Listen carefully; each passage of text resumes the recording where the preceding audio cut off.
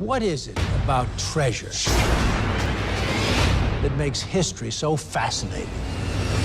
Hello everyone, welcome to 22 digital entertainment. आज हम जिस मूवी को एक्सप्लेन करने जा रहे हैं उसका नाम है national treasure 2 the book of secret. Video शुरू करने से पहले आप हमारे चैनल को सब्सक्राइब कर लें। चलें शुरू करते हैं। फिल्म के आगाज में जॉन बूथ और माइकल लोनन को वाशिंगटन डीसी में एक पब में घुसते दिखाया जाता है और वहां पर थॉमस गेट, जो कि बेंजामिन के 6th ग्रेट ग्रैंडफादर थे, उनके पास जाते हैं। थॉमस गेट को वो लोग बूथ की डायरी के सफ़े में लिखे हुए कोड को सॉल्व करने के लिए बोलते हैं।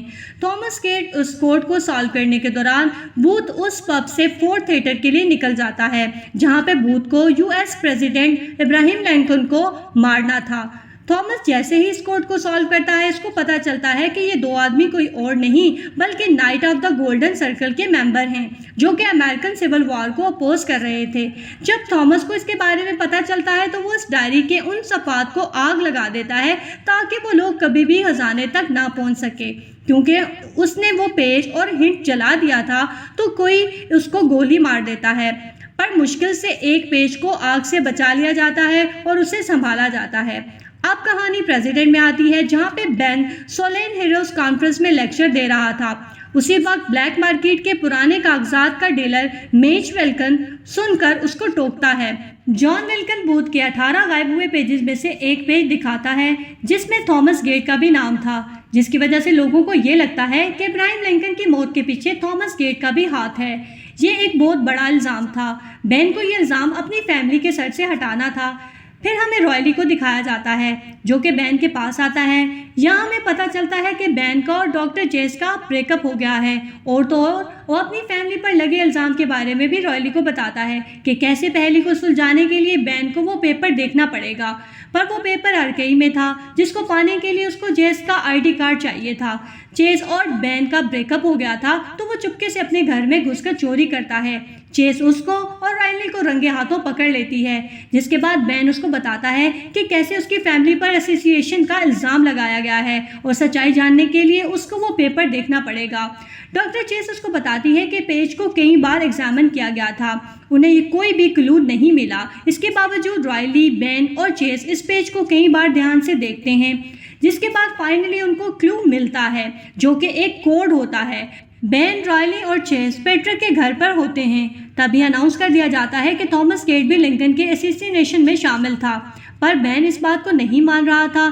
फिर वो इस कोड पर काम करना शुरू कर देता है, जो कि अड्डा टबॉले की तरफ इशारा करता है। जब बेन चेस को ये बात बताने के लिए कॉल करता है, तब ये सारी बातें मिच सुन लेता है। फिर बेन और रॉयली पेरिस पहुंच जाते हैं और एफल टावर्स के सामने वाले स्टैचू ऑफ लिबर्टी को देखकर कोड कलेक्ट करने की कोशिश करते हैं, पर उसी वक्त उनको पुलिस वाले टोकते हैं। पर बेन उनकी तवज्जो हटा देता है। पर रॉयली को जो क्लू मिलता है वो एक पहेली है, जो कि फ्रेंच में लिखी थी, जो कि पुलिस वालों से ट्रांसलेट करने के बाद पता चलता है कि दो ट्विन डेक्स की बात की जा रही है। दोनों डेक्स में से एक डेस्क प्रेसिडेंट की तरफ से इस्तेमाल होता है, जो कि वाशिंगटन डीसी में था, जहां से दूसरी डेस्क क्वीन ऑफ यूके में इस्तेमाल की जाती है, जो कि बकिंघम पैलेस लंदन में था। दूसरी तरफ एफबीआई को मिच पर शक होता है, जिसकी वजह से बैकग्राउंड चेक करते हैं। एफबीआई को मिच पे इसलिए शक होता है क्योंकि इतने टाइम से मिच ने वो डॉक्यूमेंट्स क्यों छुपा रखा था। दूसरी तरफ मिच पेट्रिक को बेहोश करके उसके फोन का क्लोन बनाता है और पेट्रिक के फोन का एक्सेस अपने पास रख लेता है।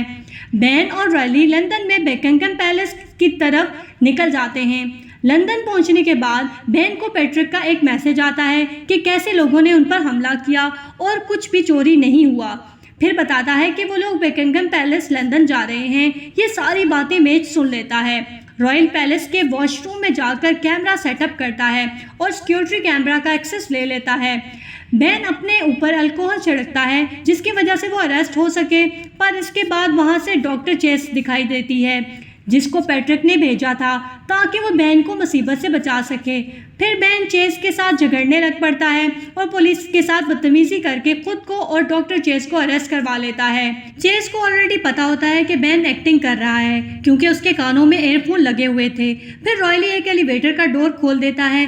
बेन और चेस दोनों निकल जाते हैं और वो दोनों उस कमरे में पहुंच जाते हैं जहाँ वो टेबल रखी हुई थी। वहाँ पर जब टेबल के नीचे चले जाते हैं तो उनको एक साइन दिखाई देता है, जिसके बारे में रॉयली से पूछने पूछने पर पता चलता है कि ये कंपनी लॉकर्स बनाती है, टेबल्स नहीं। और एक कॉम्बिनेशन के मिलाने के बाद सारे दराज खुल जाते हैं और आखिरी दराज में एक पैलिंग मिलता है जहाँ पर कदीम जुबान में कुछ लिखा हुआ था। फिर उसको यकीन हो जाता है कि सोने का शहर असली है। जब रॉयली देखता है कि कुछ सिक्योरिटी गार्ड बेन को ढूंढते हुए आ रहे हैं तो बेन को वहां से निकलने के लिए बोलता है और फायर अलार्म एक्टिव कर देता है, जिसकी वजह से भाग दौड़ के दरमियान रॉयली, बेन और चेस वहां से बाहर आ जाते हैं, जहां पे वो मीच को देखते हैं, जिससे उसको यकीन होता है कि इसके पीछे मीच इन्वॉल्व है। इससे पहले बेन, चेस और रॉयली निकल पाए, मीच उन पर हमला कर देता है, जिसकी वजह से उनको वहां से जल्दी निकलना पड़ता है।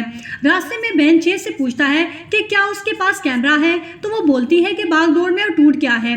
फिर वो उस प्लान को अपने मुंह के सामने रखकर सिग्नल तोड़ता है, जिसकी वजह से उसका फेस कैप्चर हो जाता है।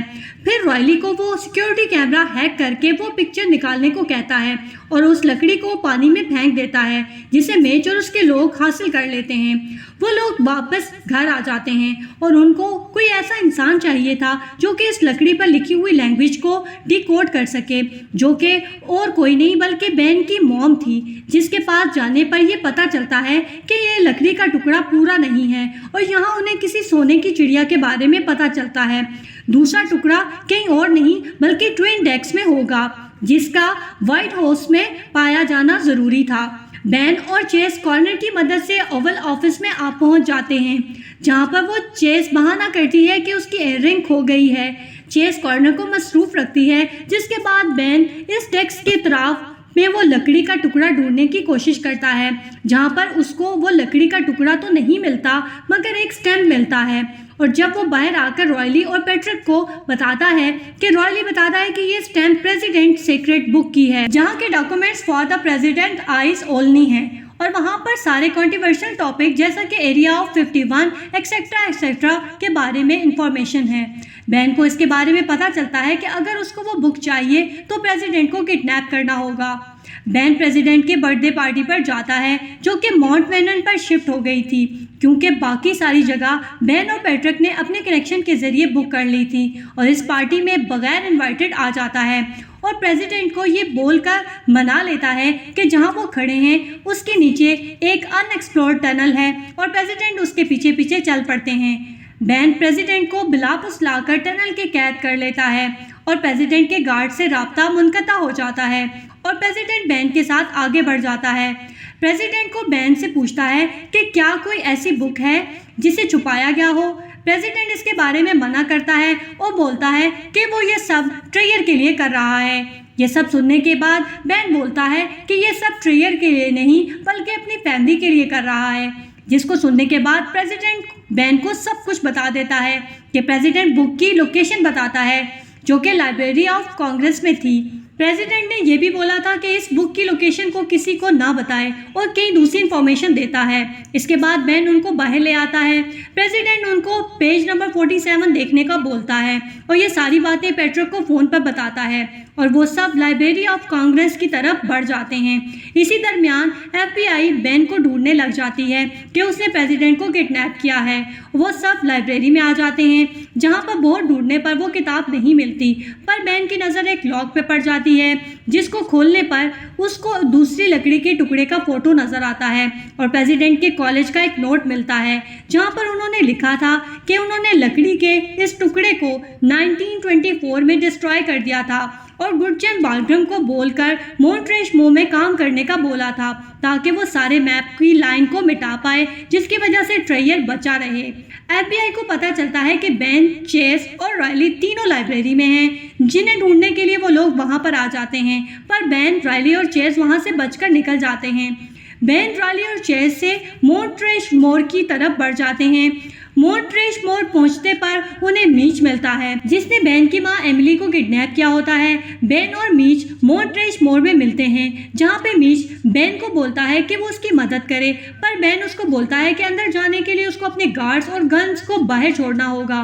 फिर वो लोग इस गोल्डन सिटी को ढूंढने निकल जाते हैं। आगे बढ़ने के बाद मीच उसको एक पहेली सुनाता है, जो कि सिर्फ उसी के पास थी, जिसको बेन सुलझाता है कि जब पहाड़ों के पत्थर भीगे होंगे तभी उसको अगला क्लू मिलेगा।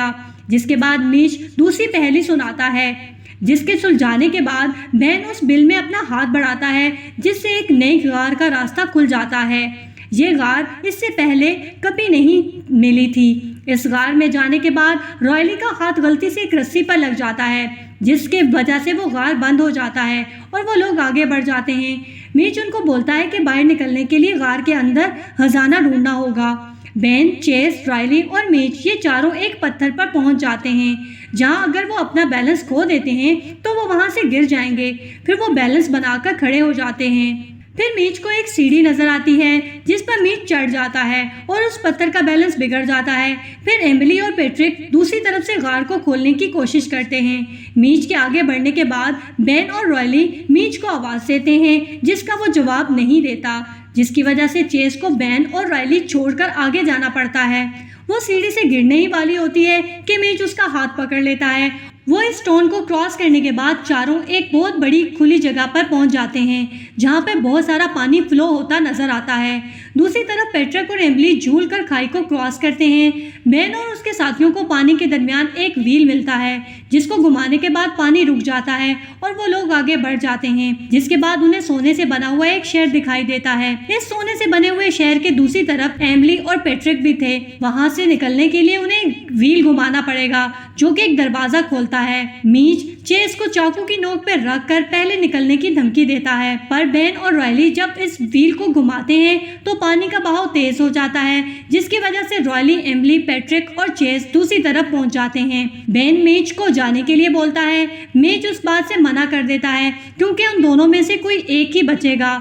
बेन को बाहर जाना चाहिए। खजाने की खोज के लिए उसकी फैमिली यानी वेलिंगटन फैमिली को रिगार्ड मिलना चाहिए। मीच खुद को सेक्रीफाइस करके बेन को बचा लेता है। अब ये 5 लोग बाहर आ जाते हैं। बेन FBI को कॉल करता है। FBI का एजेंट उसको बोलता है कि क्योंकि उसने प्रेसिडेंट को किडनैप किया था, इसलिए उसे अरेस्ट होना पड़ेगा और इन सबको प्रेसिडेंट के सामने लाया जाता है।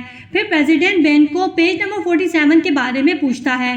फिर वो प्रेसिडेंट को शुरू से बताता है कि उसकी फैमिली पर गलत एलिगेशन था और सोने के शहर के मुतालिक से इंफॉर्मेशन देता है, जिस पर प्रेसिडेंट उनके ऊपर से सारे एलिगेशन हटा देता है, यहाँ तक कि थॉमस गेट के भी एलिगेशन हटा देता है और बहुत सारे इनाम और तोहफे से नवाजता है। बेन को मीच पर पहले गुस्सा था, मगर उसकी कुर्बानी उसको याद रहेगी। इसके बाद हमें ये दिखाया जाता है कि बेन और चेस के दरमियान सब ठीक हो जाता है और इसी हैप्पी एंडिंग के साथ मूवी खत्म हो जाती है। देखने के लिए शुक्रिया।